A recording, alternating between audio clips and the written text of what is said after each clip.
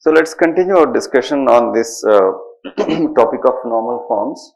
So the reference you can follow Elmastri and Navate's book, and that will give you a different set of examples and all that. And the order in which these concepts are being presented to you in these slides is completely different from the order in which they are presented in Elmastri and Navate. This thing is, the material is spread over 2 chapters there, I think 15 and 16, if I remember correctly. Don't go by my numbers, but anyway, the concepts are spread over this one, and this I'm going to talk about the proof of soundness and completeness. That is actually not. A little bit of physical engineering will help, I suppose. Let's see. Yeah, what I was telling you is that the proof that I am going to present today is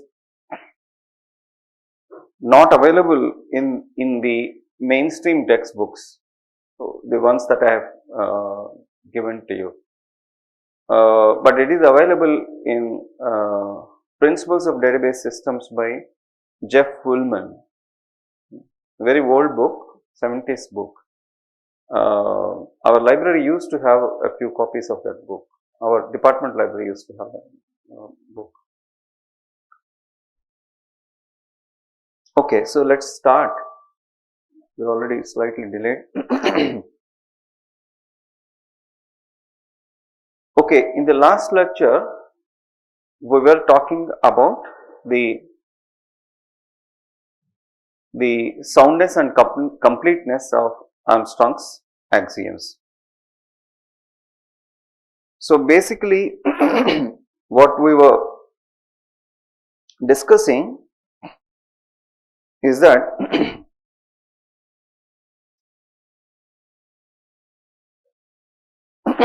given some set of functional dependencies on a scheme, the set of functional dependencies that can be logically derived from this given set of functional dependencies as per our definition of logical derivations, and the set of functional dependencies that can be derived mechanically using the Armstrong's axioms, they are one and the same. So that's what we are going to present today. So we call one of them as F underscore F double A. The other one has already been defined as F plus. Now we are going to show that these two things are equal. Okay. So the way of showing two sets are equal is to show that one is a subset of the other and the other also is a subset of this first one. So showing F underscore double A is subset of F plus is what is called soundness, because we are basically saying that whatever you can derive from F using the Armstrong's axioms is always a correct functional dependency. It is always logically follows from F. Whereas in the completeness, we argue that whatever can be logically derived from F can indeed be derived from using Armstrong's axioms. Okay, that's what completeness is. So we will now look at the.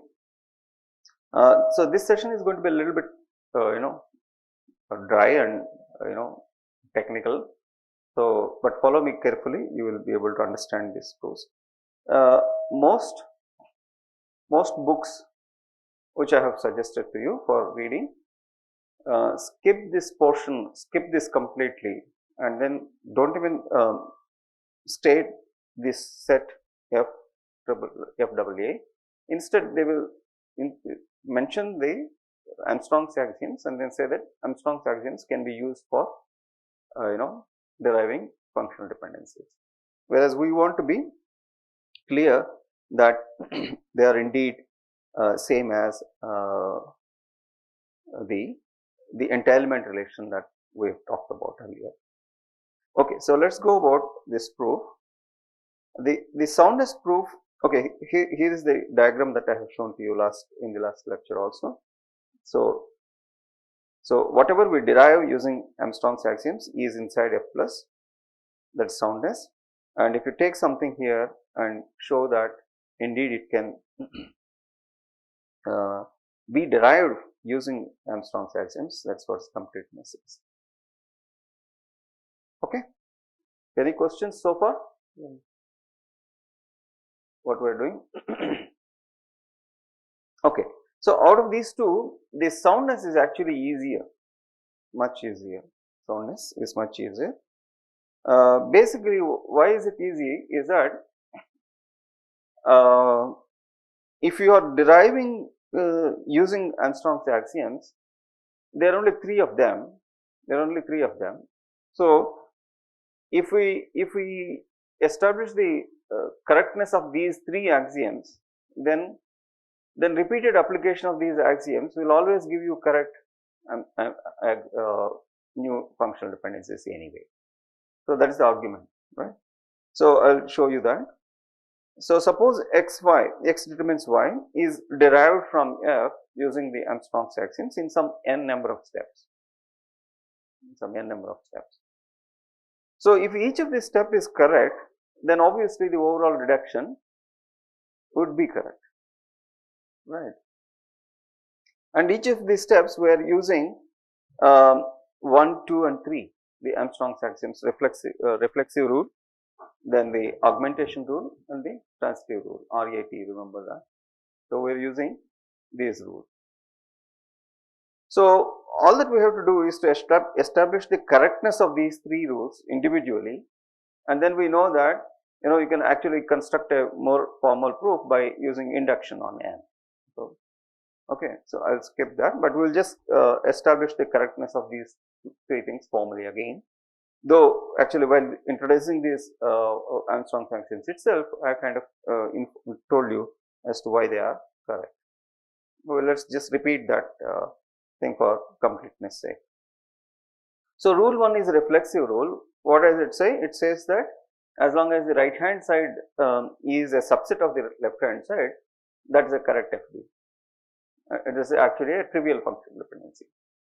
So since it results so since it gives rise to trivial functional dependencies, which is always true, so application of this rule will always result in correct functional dependencies. Now rule 2, which says that augmentation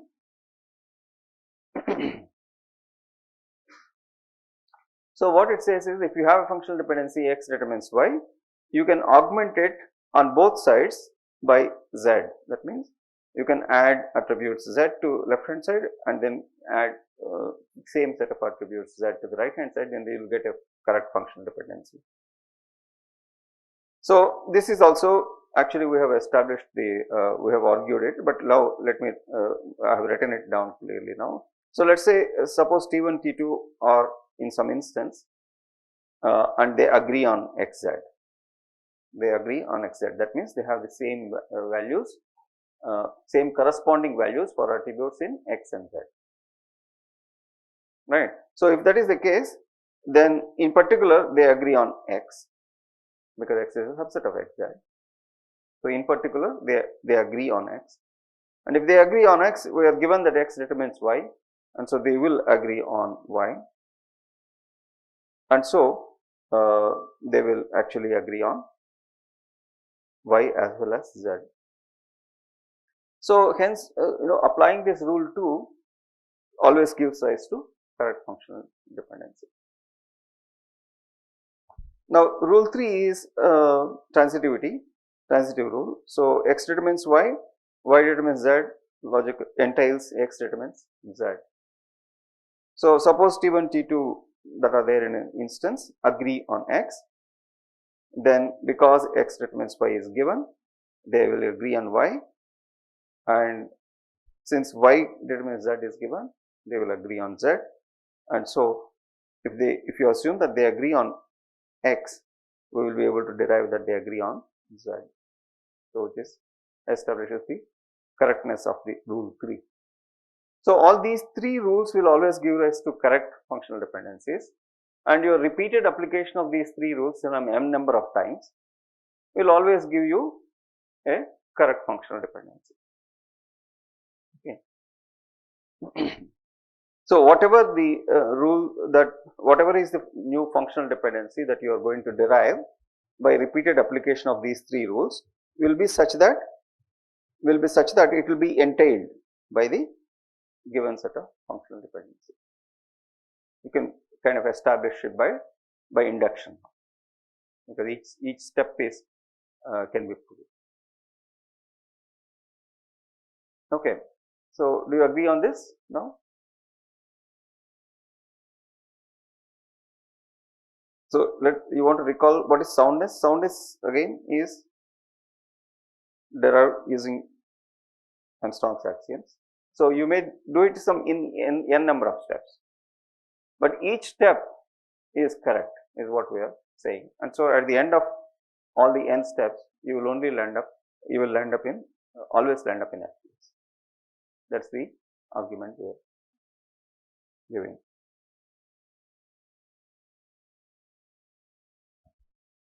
Okay. So to kind of prove the completeness, let's see what is the so we will need one important auxiliary concept for this particular proof. So let me set that up first.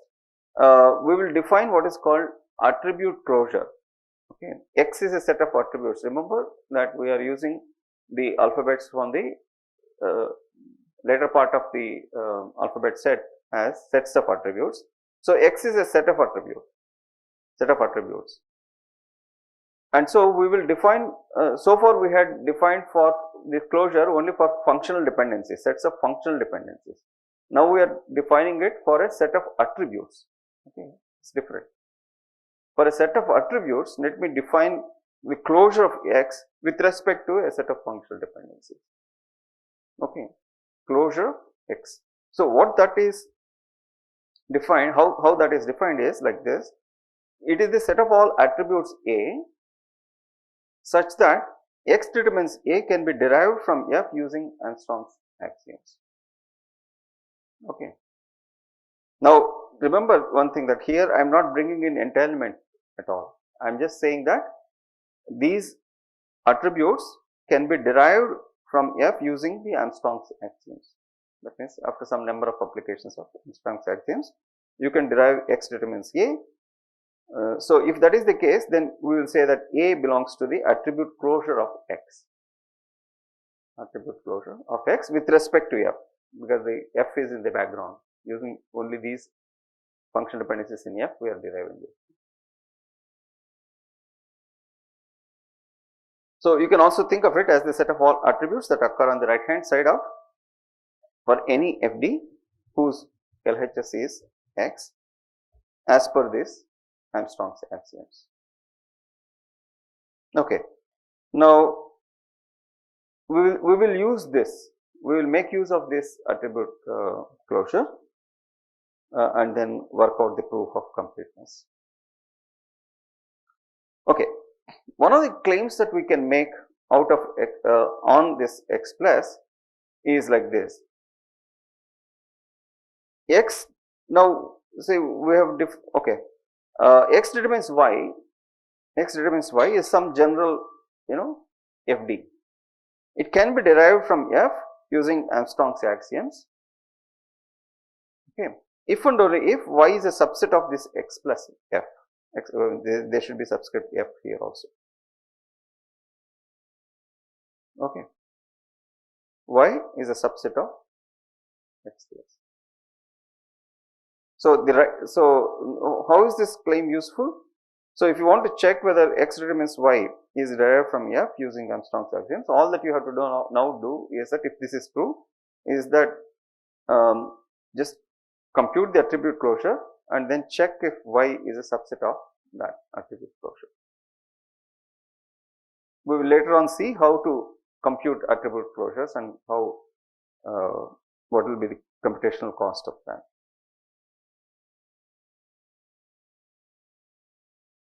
Okay. So this is a very useful claim which is saying that a functional dependency can be derived from F using the Armstrong's axioms if and only if the right hand side is a subset of the attribute closure with respect to F. Now let us prove that. So these statements which have if and only if have two parts, right? The proof has two parts, the if part, the only if part. So the if part, it assumes that x determines y can be derived from F using Armstrong's axioms and then proves that y is a subset of x plus. The only if part does the other way around. So let this y be some attributes a1 through an. Oh, I think I said it wrongly, right? The if part assumes that y is a subset of x plus and then proves that x determines y can be derived from F using Armstrong's axioms. Okay, so that's why we have let y equals a1 through an and we are given that y is a subset of x plus. So what does that mean? Y is a subset of x plus. That means every attribute here, all of these ai's are such that x determines ai can be derived from F using Armstrong's axioms. Basically that. And if that is the case for each of these I, if the individual attributes f x this x determines a can be derived from F using Armstrong's axioms, this is by definition of the attribute closure, then we can basically make use of the union rule by using the union rule. What does the union rule say? Recall that union rule. What it says is that if the left hand sides are same and the right hand sides are two different things, you can now derive a new functional dependency where the left hand side is the same left hand side and then the right hand sides are union of the two things. That's the union rule. So now that you have x determines ai individually, you can use the union rule and then simply derive this x determines y. Y is nothing but this entire set of attributes. Okay. So this can be by union rule, it follows that x determines y can be derived from F. So basically the if part is true. Now the only if part, we assume that this it's in some sense the reverse of this argument. X determines y can be derived from F using Armstrong's axioms.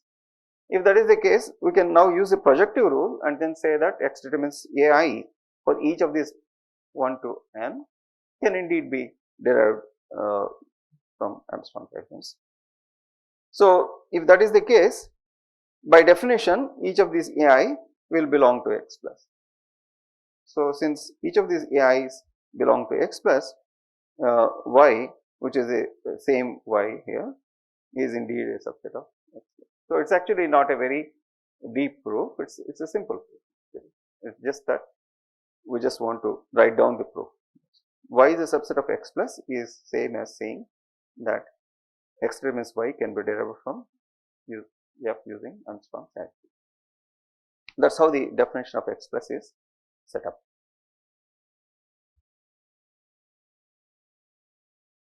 Okay, so this claim is easy, so we can remember that, but only thing is we should remember this claim. What is it is giving? Remember this statement. Now let's look at the completeness of this Armstrong's axioms. As a statement, let's look at that. What does it say? It says that if F entails x determines y, then it implies that x determines y follows from F using the Armstrong's axioms. That's what we need to prove for completeness. Now let's write the let's write the, you have studied implications in mathematical, how to prove implications, various ways of proving implications. Let's write the contrapositive of this. What's the, let's look at what is contrapositive. The contrapositive is equivalent to the statement. You remember that, right? The contrapositive,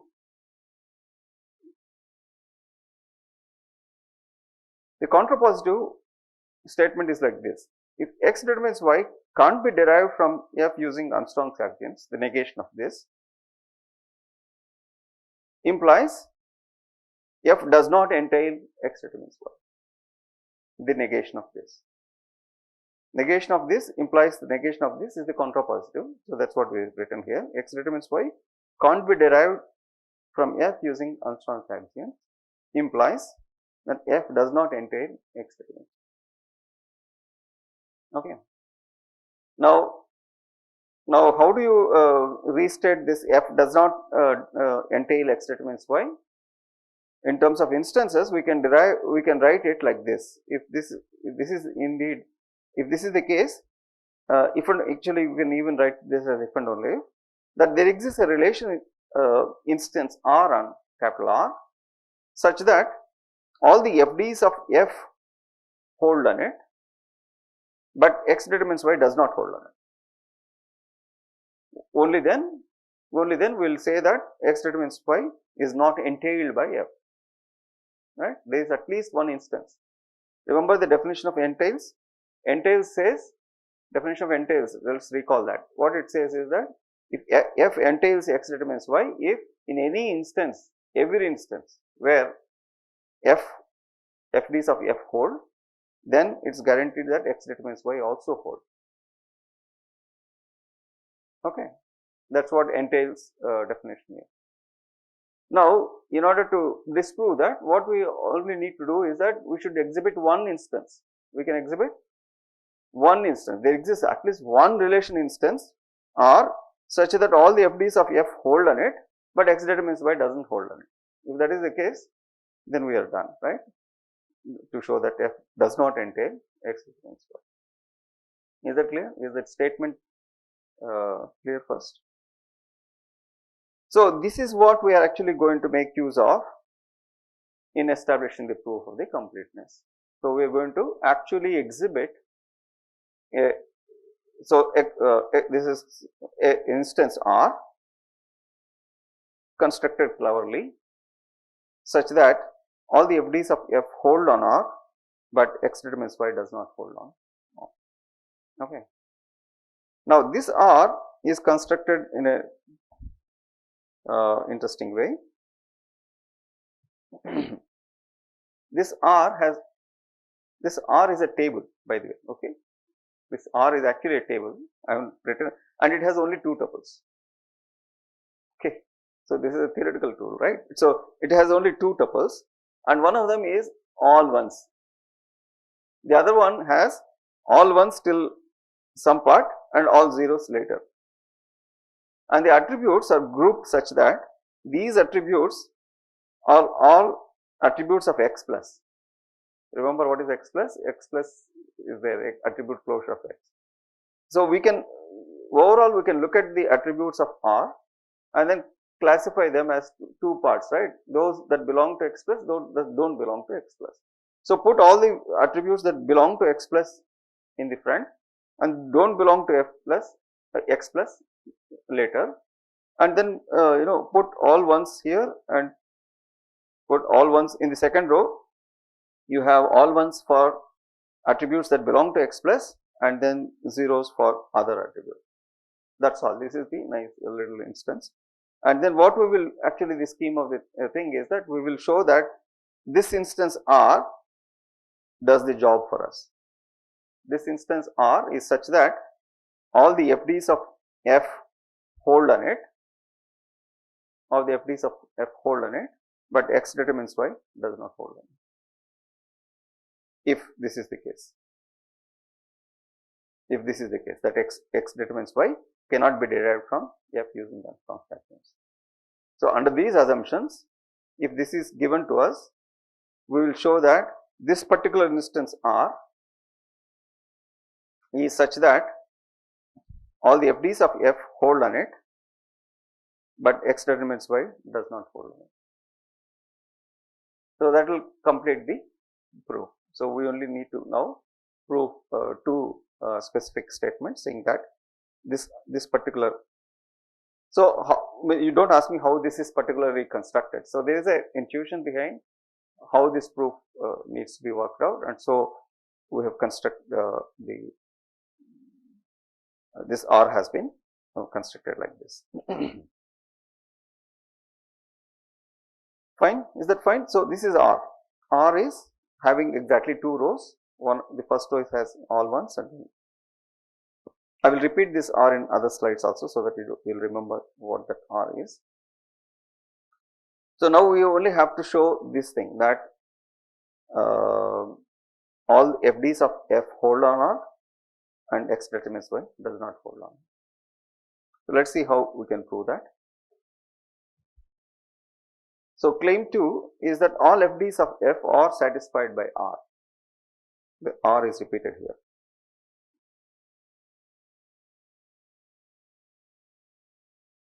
Well, this is again proved by proof by contradiction. This is proved by proof using proof by contradiction. Suppose not. Suppose there is some FD in F, some FD in F. Let us call it W determines Z. W determines Z is not satisfied by R.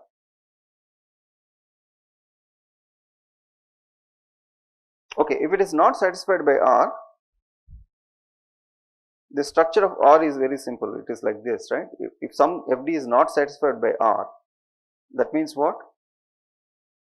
This W, the left hand side, should indeed be here, right? Only then these only existing two tuples will agree on the left hand side. So if some FD is not satisfied by R means what?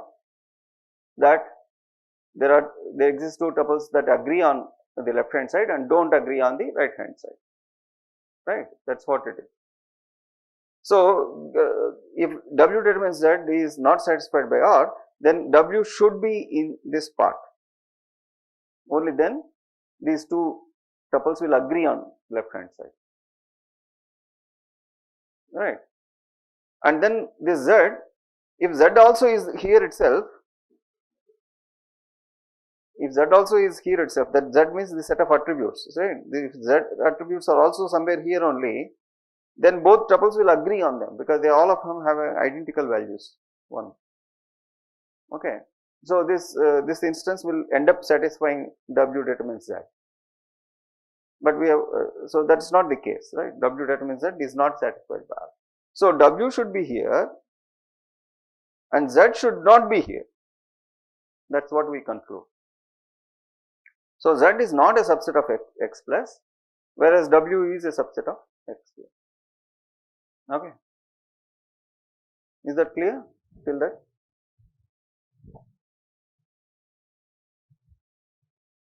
Everything just logically follows from the definitions of these things. There is nothing surprising in individual steps. Okay.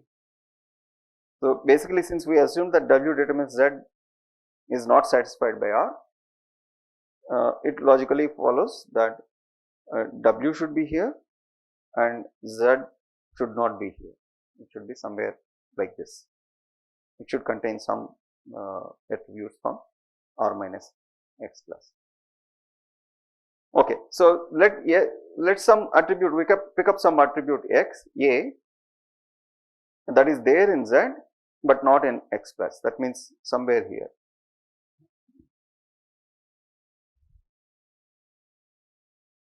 Somewhere here. Not all of them need to be in Z, but some of them need to be in Z. At least one should be there in Z, that we know, because Z should not be here completely. So we know that at least one attribute exists which belongs to Z and which is not here. So let us pick up that attribute A. Okay, now there is a sequence of inferences that we can make which will give rise to a contradiction. So what is that sequence of the inferences we can make? Now, since we know that W is a subset of X plus, from the definition of X plus and the claim 1,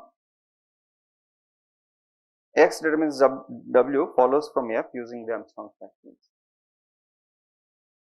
The claim 1 basically said that, because if W is a subset of X plus, then X determines W follows from F using Armstrong's axioms, because of the claim 1 we have proved that. Okay, so X determines W is in our hand now. So X determines Z follows from F using the Armstrong's axioms by transitive rule. Why is that? X determines Z, W is there, and W determines Z is already given in F. Okay, W determines Z is already available in F, and X determines W is there. So now X determines Z follows from F using the transitive rule. Now A is a member of Z. Remember that A is a member of Z, and it's not a member of. So since A is a member of Z, Z determines A follows from F using the reflexive rule, because A is basically a member of Z. So now we have X determines Z, Z determines A, and so by transitive rule X determines A follows from F using the Armstrong's axioms. Okay. Now you can see the contradiction. The contradiction is coming because by definition of these closures, if X determines A follows from F using the Armstrong's axioms, which we have now shown, then A must belong to X plus. A must belong to X plus. That's how the definition of X plus is set up. So we started off with the A saying that there must exist an A which is in Z but not in X plus, and then about that A we are able to make a new conclusion that A must be in X plus. So it's a contradiction to our assumption that such an A exists. So it all started because we made this assumption. They are saying that let there be some W determines Z which is in F, which is not satisfied by R. If we make such an assumption, we will derive a contradiction, and hence all FDs in F are indeed satisfied by R. Okay. So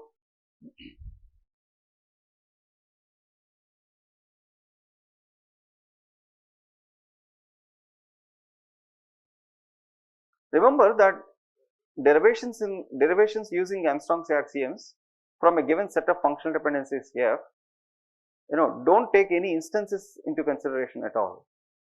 So our assumption that F is not satisfied by R, or this W let W determines Z be not satisfied by R, doesn't play any role here in the sense of in just deriving using F. Okay, the derivations of new functional dependencies from the given set of functional dependencies using Armstrong's axioms, it doesn't depend on any instances whether any instance satisfies this or not or whatever. So you may be wondering that we are using it which is not satisfied by R, but that doesn't matter. As long as it is in F, we can make use of it. Okay. So is this argument a bit technical argument of both? Of course, is the argument clear? That basically what we are saying here is that if you make an assumption that W determines Z is an FD that is not satisfied by R, we will be able to derive a contradiction saying that there can't be any attribute A that belongs to this part. Okay, now let's move on to claim 3, which is actually very simple. This is much simpler claim. What this says is that X determines Y is not satisfied by R. This is not very surprising actually. Again, let's do it by proof by contradiction. Suppose not. Suppose not. It is, let's say it is indeed satisfied by R. Okay. If it is satisfied by R, by this, because of the structure of R, we will be forced to conclude that Y should be a subset of X plus. That means this part, because only then the two tuples will agree on both X as well as Y. Only then both tuples will agree both on left hand side and the right hand side, because this part has zeros, right? You follow me? So, if X determines Y is indeed satisfied by R, then X should be, if X is somewhere here, you know, if X is somewhere, X cannot be here, because X is supposed to be a subset of X plus, right? X is always here only. And since X will always be a subset of X plus, remember that, there is a reflexive rule. Okay, so X is here. Now, if Y is somewhere here, then X determines Y cannot hold, because the two tuples will not agree on Y attributes. So, Y also is forced to be here only.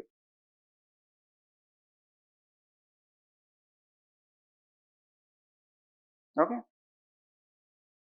So, if Y is a subset of X plus, again because of the claim 1, X determines Y can be derived from F using the Armstrong's axioms. That is the conclusion we make. But this contradicts the very assumption that we made about X determines Y. What is the assumption about X determines Y? X determines Y is something which cannot be derived from F using Armstrong's axioms. That is the fundamental assumption about the X determines Y. So, it immediately gives rise to a contradiction, and hence this is true. X determines Y is not satisfied by R.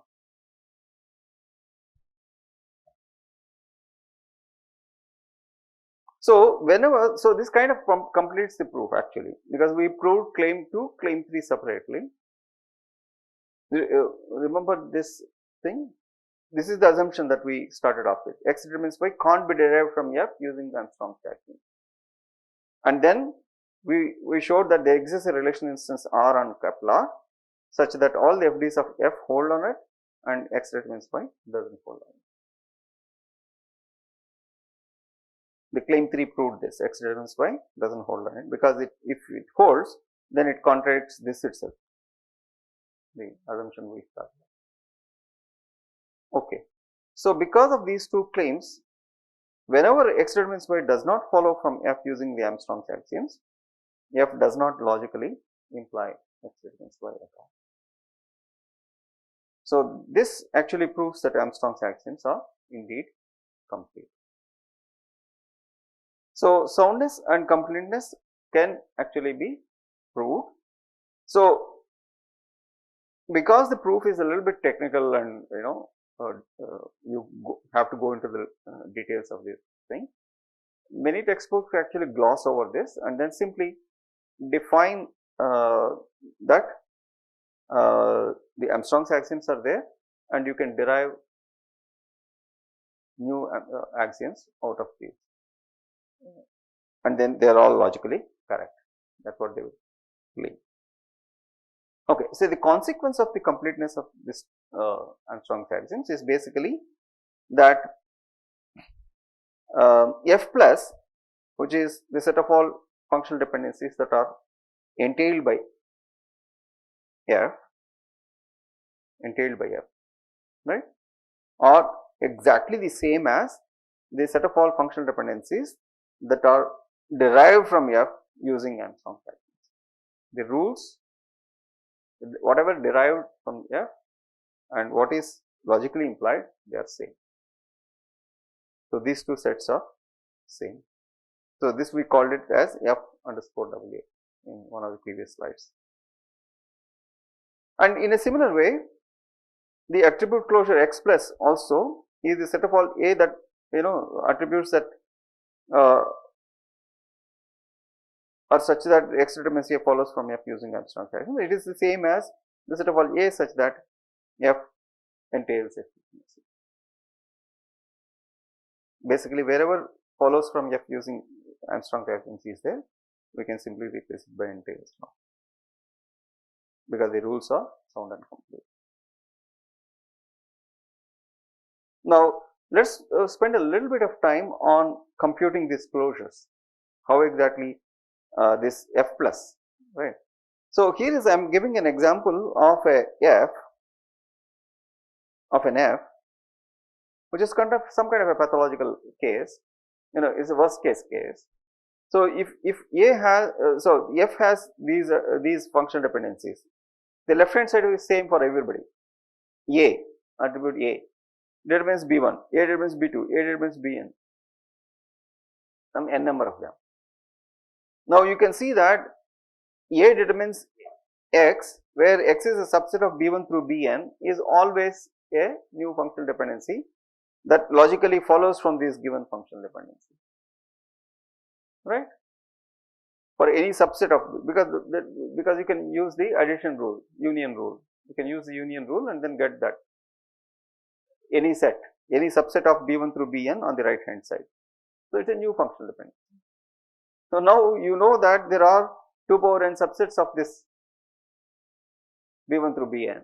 So, for each of these 2 power n subsets, we can put it on the right hand side and then get a new functional dependency. A determines that subset.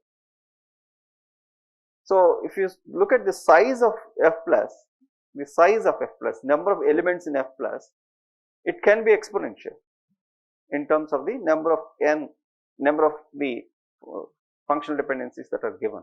So, theoretically speaking, F plus is exponential in size compared to the size of F. So, F plus, size of F plus is 2 power n, whereas size of F is just n, number of FDs in that. Okay. So, obviously, the lower bound on any algorithm that computes F plus given F is 2 power n steps, at least, because there are, to output all of them, you need 2 power n times, right. So, that is the lower bound. So, any algorithm that produces F plus has to take exponential time. So, that is why computing F plus is computationally expensive, whereas fortunately, because of all this setup we have made, especially this attribute closure. So, remember the claim one, X determines Y belongs to F plus is same as Y is a subset of attribute closure of X. That is the claim one, first claim we made today morning, that X determines Y belongs to F plus, okay, if and only if Y is a subset of this one. And this also is consequence of the completeness of rules. Now, so though computing F plus is expensive, checking the membership of some functional dependency inside that F plus can be done by checking Y is a subset of this one, provided we can compute this. We can compute this easily. If we compute this, then we can check whether Y is a subset of that X plus, and then if that is the case, we can conclude that X determines Y is indeed in F plus. So, computing this attribute closure is fortunately easier. I will just show that and then close. So, we can indeed compute a so let's focus on how to compute this attribute closure with respect to some F. So, the algorithm for doing that is simple, actually it is very interesting also. What we will do is starting from X, we will compute a sequence of sets like this. So, x0 is identically equal to X is the given set of attributes. then xi plus 1 will be derived like this. Okay, xi union the set of all new attributes A such that now there is a FD y determines z in the given set of functional dependencies such that now y is a subset of xi, that means y is already in the existing set of attributes and A is there on the right hand side somewhere. So, we can now add that. Basically, we can use transitive rule to augment this xi with new attributes. Okay, xi is already there in our hand. Okay, and now if some y is a subset of xi, then we can apply this y determines z and then given x determines something inside xi. Okay, and then y determines z can be now applied and then we can add new attributes.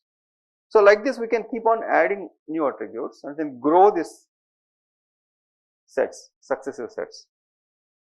You can notice that xi is a subset of xi plus 1, it kind of grows. So, x naught is a subset of x1, x1 is a subset of x2 and so on, and but then this sequence of things, since R is finite, there must be some I such that xi is equal to xi plus 1 because it can't infinitely keep growing like that, it has to get stopped somewhere. R is finite, R has only n number of attributes. So, in at most n number of steps we would be actually able to compute xi plus xi, which is actually then equal to this. Okay. And so, you can actually show that computing x plus given f which has n any number of attributes does not really matter because R is the one that matters, because in some number of steps that is proportional to the size of the R, we will be able to compute this one, and so this is a polynomial type. Okay. So, this we can compute, and once we compute this we can use this rule saying that x determines y belongs to f plus if and only if y is a subset of x. Okay, and then so let me conclude with a small example. Attribute closures, let us look at an example. Let us look at roll number, name, advisor ID, advisor name, course ID and grade. Okay, they set up attributes. And the FDs here are, there is a lot of redundancy in the data here, so do not worry about too much right now, we will see how to address that later on. So, the FDs are roll number determines name, roll number determines advisor ID, right, and advisor ID determines advisor name, and roll number course ID together determine the grade. These are the FDs that hold. So, now we can actually, so if you start with roll number, so include roll number first and then keep on looking at all the FDs, what is the new attributes that you can bring into this thing. So, we can bring in name, advisor ID, advisor name like that, and then we can also, if you take these two, you can derive that, you will get the entire R into it anyway. And so, actually this will be a key for R. This is another way of establishing that some set of attributes is a key for this scheme. Show that the attribute closure is equal to R. Okay, good. So, I will probably repeat this example in the next lecture. We will so close it now. Thank you.